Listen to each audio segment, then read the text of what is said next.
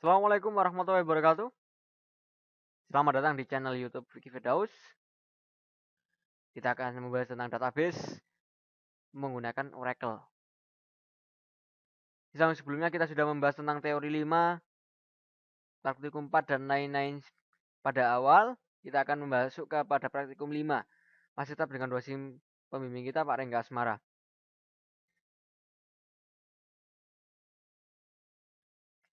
Yang kita bahas nanti pada bab 5 adalah writing explicit cursors. Tujuan 1. Distinguish between an implicit and explicit cursor. Discuss when and why to use an explicit. Mendiskusikan kapan dan mengapa kita menggunakan explicit cursor.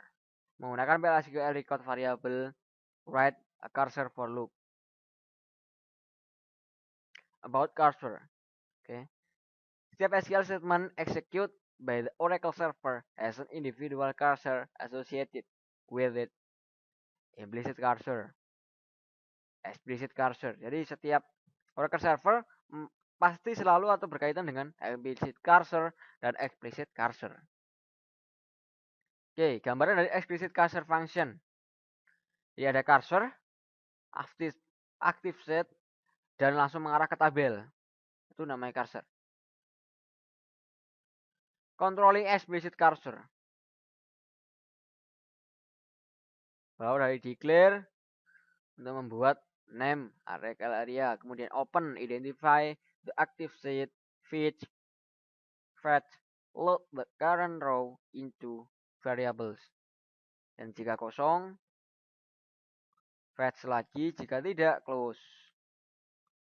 Tahapannya lurus, pada saat empty aja ada penanyaan. Controlling explicit cursor. Open the cursor. Close the cursor. Fetch a row. Jadi mengambil. Declaring the cursor. Cursor name is select statement. Contoh. Jangan melakukan into clause in the cursor declaration. Jika processing row in the specific sequence is diharuskan, gunakan order break clause in the query. Pada query. Declaring the cursor. The cursor. Declare cursor cursor is select employee ID last name from employees. Cursor depth cursor is select stars from departments where location ID sama dengan 170 bikin. Opening the cursor. Mudah sekali, tinggal kita open, kemudian cursor name-nya apa. Sintaksnya seperti itu. Open the cursor bit to execute the query and identify the active seed. If the query returns no rows, no exception is raised. Use cursor attribute to test the outcome after a fetch. Fetching data from the cursor. Fetch cursor name into. Dimasukkan kemana? Variable 1, 2, kemudian recordnya apa. Di fetch mengambil cursor name-nya apa, dimasukkan kemana. Mengembalikan current row value into variable. Jadi row yang saat ini aktif. Include the same number of variable match each variable to correspond to the columns positionally. Test to see whether the cursor contains rows. Fetching data from the cursor. Contoh loop. Fetch emp cursor into vmno. Ini exit when bla bla bla bla. Proses the retrieve data. Jadi pengambilan data berada pada exit when setelah fetch. Kemudian diakhiri dengan end loop. Closing the cursor. Tinggal kita close, nama cursornya apa. Tutup cursor setelah proses selesai. Buka lagi cursor jika dibutuhkan. Jangan. Fetch data from the cursor after it has been closed. Explicit cursor attribute. Jadi ada atribut cursor yang eksplisit. Contohnya ada is open, not found, row count, Type-nya boolean number. Evaluate to true if the cursor is open. Not one evaluate to true if the most recent fetch does not return array. Ada font kemudian row count. The is open attribute. Contoh penggunaan is open. Gunakan is open cursor attribute sebelum performa the fetch of test whether the cursor is open. Tadi sebelum di open. Controlling multiple fetches.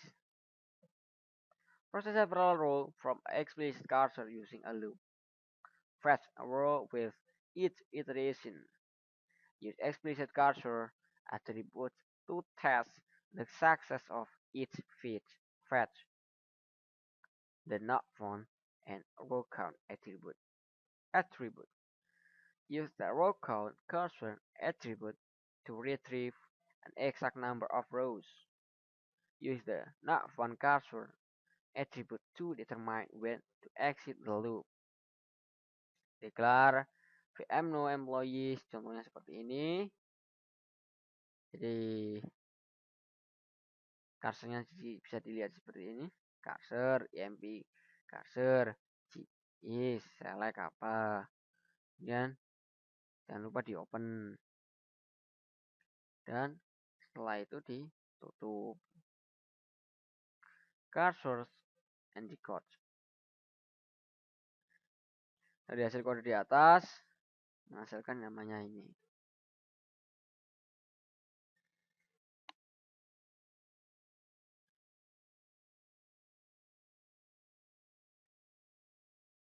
Oke, cursor for loops. For record name is cursor name loop statement and loop. Sintaksnya seperti itu. The cursor for loops is a shortcut to process explicit cursor. Implicit open, fetch, exit, and close occur. The record is implicitly declared. Cursor for loops. Declare cursor. MP cursor is bla bla bla bla itu.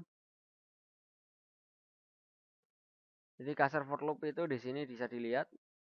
Print the list of the employees who work for the sales department. Jadi for digunakan untuk memutar atau melooping apa yang kita cari pada implicit pada cursor tersebut. Jadi ternyata bisa kita gabungin antara for, if, dan lain-lain sebagainya dengan cursor. Cursor for loops using subquery.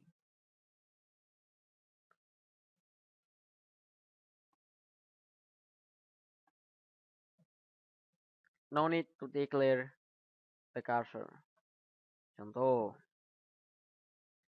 Oke, sekarang kita sudah masuk ke summary. Apa yang sudah kita pelajari is distinguish cursor types. Ada implicit cursor. Yang kedua, single row queries. Explicit cursor. Manipulate explicit cursors. Evaluate the cursor status by using cursor attributes. Oke, soal. Jalankan step berikut untuk membuat tabel baru yang bernama tpdocs top docs untuk menyimpan gaji salari dari pegawai. Create tabel top docs salary name. 8 itu berarti menunjukkan 8 angka di depan koma dan 2 angka di depan koma. Soal yang ketiga, soal yang kedua mas saya. Buat program PLSQL untuk menyimpan data N pegawai untuk memilih yang memiliki gaji tertinggi. Misal N diinputkan nilainya 5. Berarti menampilkan 5 pegawai yang memiliki gaji tertinggi. Terangan. Gunakan perintah define untuk menyimpan nilai N, lewatkan nilainya pada blok PLSQL block melalui variabel substitusi ISQL+. Jika dua pegawai memiliki gaji yang sama, maka nilai gaji cukup disimpan sekali saja. Simpan nilai gaji pada tabel top docs. Uji program dengan memasukkan nilai N yang tidak umum, misal N sama dengan 0 atau N lebih dari jumlah pegawai dalam tabel employees. Kosongkan isi tabel sebelum diisi dengan NN lain gaji tertinggi. Jawaban seperti itu. Jadi kita buat cursor emp tables is yang ngambil dari select from employees order by salary days.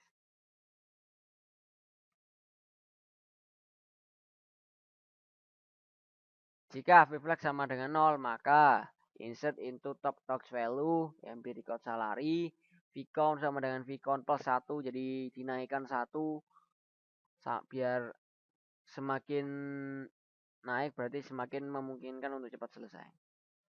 Biasanya sama lain salary hasilnya apa tampilkan. Program yang ketiga, untuk menampilkan data pegawai last name, salary, manager ID untuk bekerja di departemen tertentu, tentukan nomor departemennya, letakkan dalam variabel substitusi. Jika gaji pegawai kurang dari 5.000 dan jika manager ID 101 atau 124, tampilkan pesan last name, gaji perlu dinaikkan. Jika perlu, tampilkan pesan last name, gaji tidak perlu naik. Berarti kita gunakan if else. Jadi sangat jelas ketika ada kondisi sering gunakan if else. Jadi cursor di sini ambil data dari employees dengan departemen ID sama dengan variabel bin-nya. Sekian dari saya dan terima kasih telah menyaksikan video dokumentasi ini. Mudah-mudahan bermanfaat. Wassalamualaikum warahmatullahi wabarakatuh.